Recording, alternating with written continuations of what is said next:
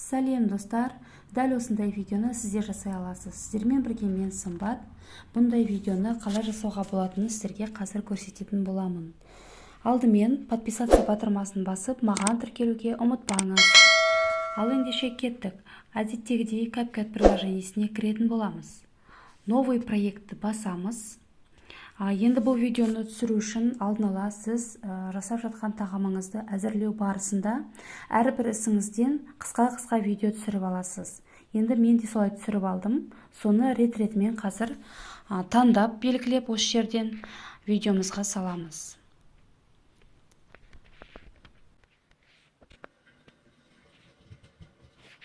Астында добавить дегенді басамыз.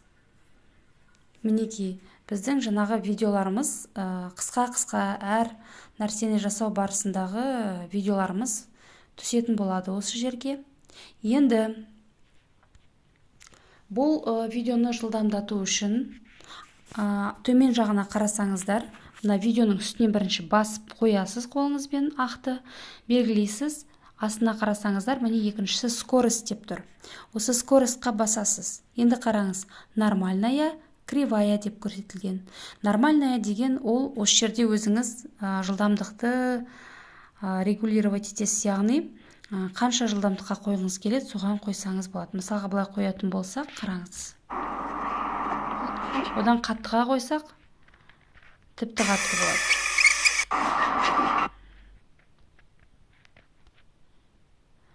Отмена жасау үшін бұл жерде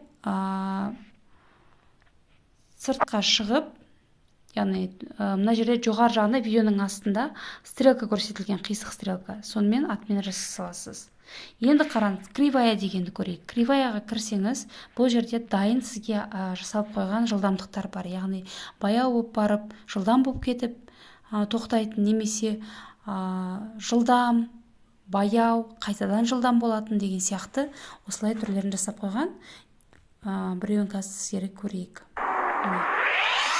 Көрдіңіздер ме? Бірінші жылдам, потом баяу, потом қайтадан тез болып кетті.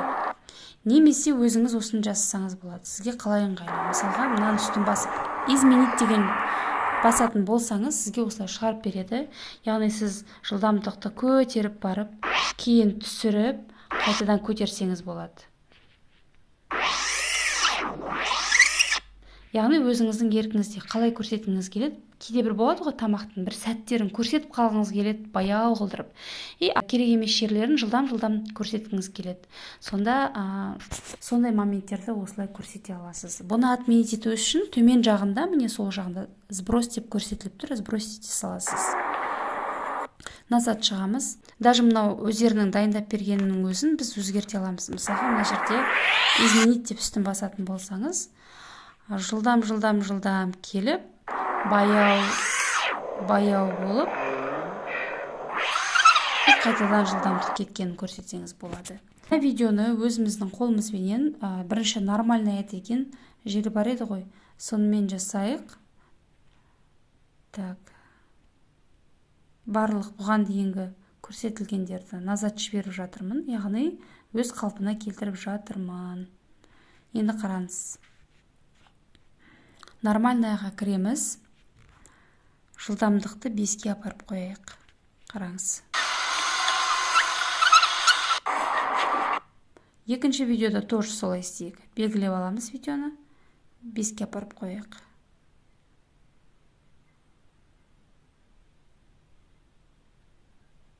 Бірдей болсын. Үшінші видеода тоже солай. Төртіншінде 5-ке апарайық примерно. Енді осы жерде қараңыздар.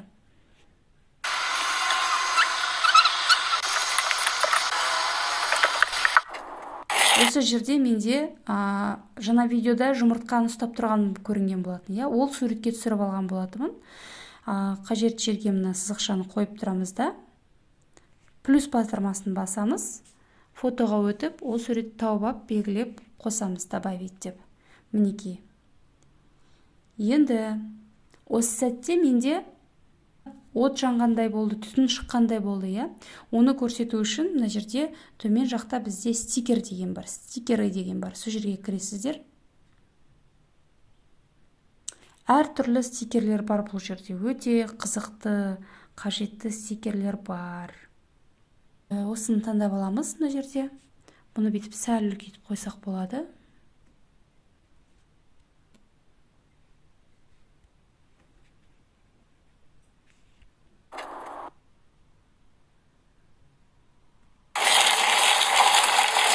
Енді қараңыз, осы жердегі жылдамдықты мынаны кішкене қысқартып тастайық.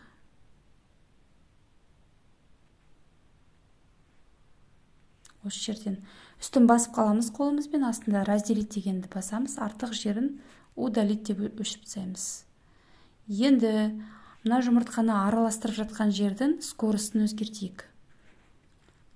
Кривая дегенге қояйық, яғни жылдам, одан кейін баяу, қайтадан жылдам қылдырайық.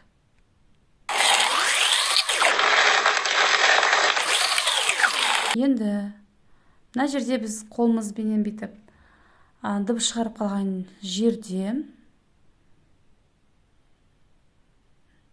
бізде бір волшебство болған сияқты қылдырып көрсетуіміз керек. Астында жылжытып, міне видеоның сызықшасына келіп алғаннан кейін эффектіға кіреміз. Эффекті видео дегенге кіріп отырмын.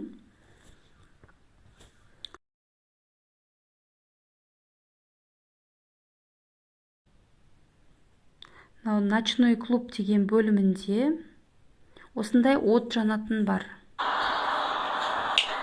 Қараңыздар, осыны таңдап алайық.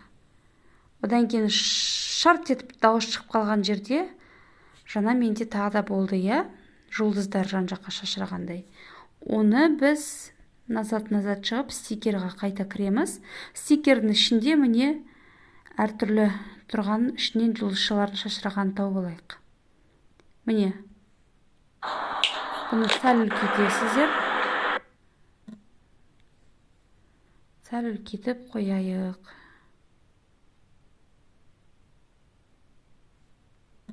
Тура қолдың тұсына қоясыз.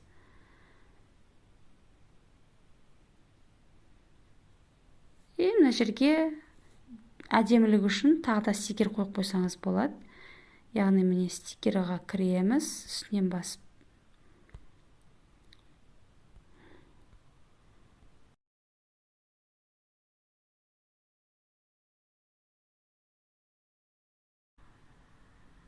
Мінекей. Оны тоже үлкейтіп, мына тарелканы айналдырып, жүргендей қылдырып қоясыз. Міне. Міне былайырақ. Міне осылай. Өте оңай. Сіздерге просто түсінікті болу үшін мен асықпай көрсетіп отырмын. Сіздер оны құптылап, дұрыстап, оңай жасап ала аласыздар. Әрбір істеріңізге сәттілік тілеймін. Маған тіркелуге ұмытпаңыздар. Алдағы уақытта мен сіздерге көптеген стористерге салуға арналған өте қызықты видеоларды қалай жасауға болатынын үйрететін боламын. Сау болыңыздар.